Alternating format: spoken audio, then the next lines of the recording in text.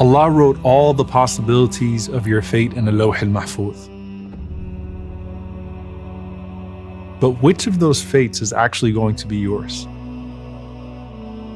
Are you the answer to a family member's dua?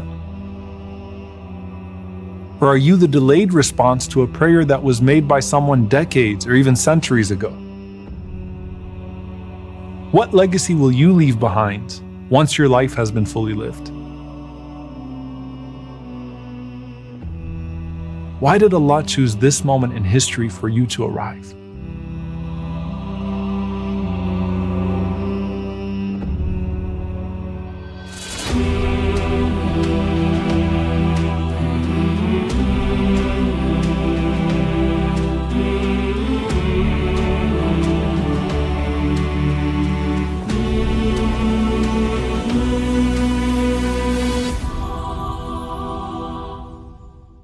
Maybe your parents and grandparents made dua for you, dreaming of your future success and happiness. Maybe you were a welcome surprise, or even a scary thought. However your conception was perceived by others, your existence was planned by Allah. He chose the environment that is perfectly suited for your personality and your potential. And He brought you into this world at a certain time, to a certain family, in a specific place, to fulfill your special purpose. Try to think of yourself as a light from Allah's decree brought to this world just at the right time, maybe even as an extension of the light of someone that came before you. Remember that gathering of Adam alayhi salam walking around and seeing people's light? Think of him being amazed by your light.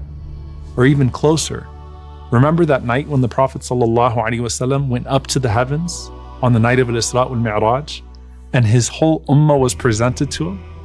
Imagine the Prophet ﷺ walking through his ummah and then coming up to you and saying, "What beautiful light you have."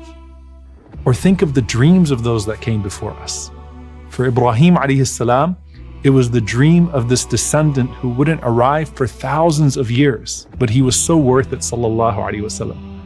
And then sometimes the dreams get closer. Omar ibn al-Khattab radiyallahu ta'ala anhu, waking up one night with this huge smile on his face and saying, "Who is this child from my descendants that's going to fill the earth with justice after it's been filled with injustice?" And Umar ibn Abdul Aziz, rahimahullah, his great-grandson, was born just a few years after his death, but he fulfilled the dream. I often think, what persecuted, enslaved Muslim woman is Malcolm X at Hajj Malik al-Shabaz an answer to? Every single person has their special turn in the grand story of this world. The question is whether we realize our potential and become that blessed presence wherever we find ourselves.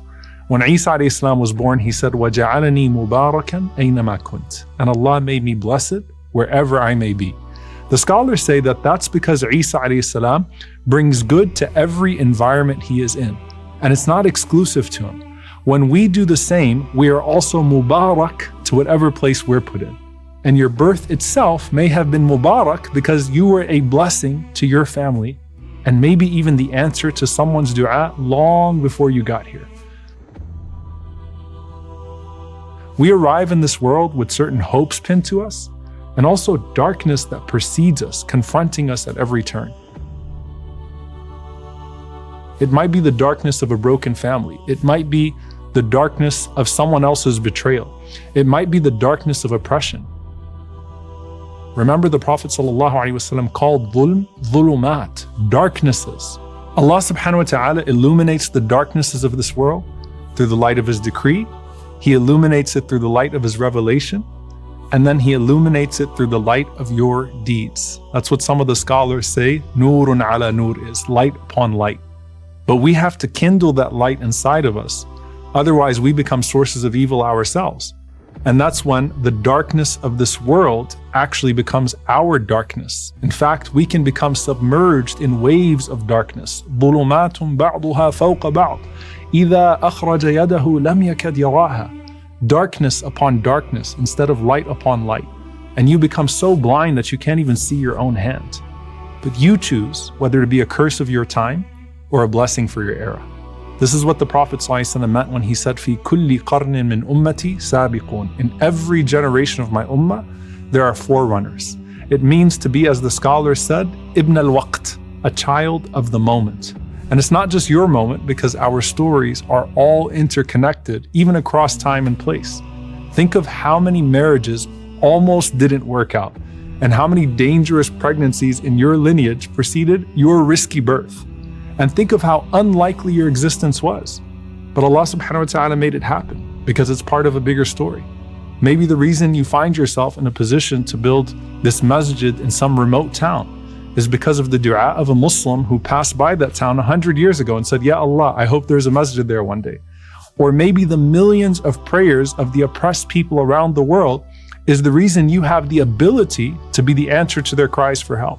The Prophet ﷺ said, هَلْ تُنصَرُونَ وَتُرْزَقُونَ إِلَّا بِضُعَفَائِكُمْ. Are you given victory or sustenance except by how you treat your vulnerable ones? Being a blessing to someone else is a reason by which the decree for you becomes blessed. So as for the Prophet ﷺ himself, he said, أَنَا دَعْوَةُ أَبِي إِبْرَاهِيم. I am the dua of my father Ibrahim. And the glad tidings of Isa.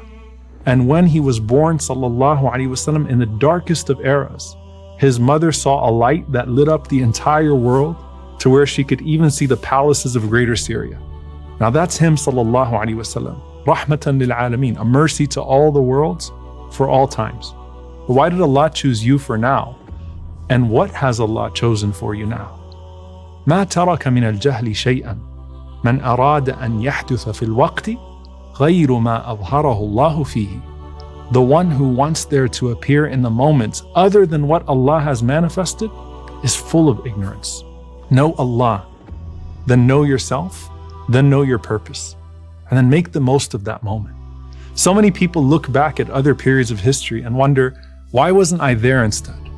You had similar trials in some way, but in other ways you're completely different. Imagine how badly the tabi'een who just missed being able to live with the Prophet ﷺ felt when they realized they were left out of being Sahaba. But then when they would tell the companions, how blessed are you all to have lived with the Prophet ﷺ, the Sahaba would respond and say, you have no idea how hard it was to support Islam in its earliest days. Do you really know that if you lived in that time, you would have been Abu Bakr and not Abu Jahl? Are you sure when you read historical episodes in the Quran, you would have been on the right side of that episode? Would you have been on the ship with Nuh alayhi salam, or with the majority of people that were actually mocking him? Would you have been ready to support Musa alayhi salam against a vicious tyrant like Fir'aun? Well, every part of history has elements of these stories, with all of their tyrants and trends. And you have to decide which character you are today. Because Allah created you for now, because that's what's best for you. To make the best of the moment and transform it to be the best deed for your eternal life.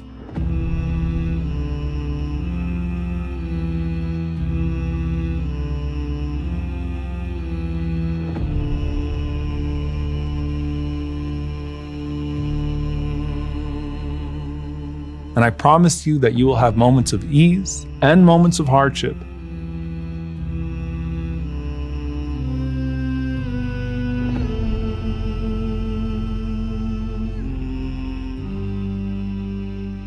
And then moments of blessing in the midst of a hardship that's actually greater than the test itself. And every single one of those moments was perfectly planned by the Most Wise, whether we see the wisdom in them at the moment or not. So what moments were planned for you?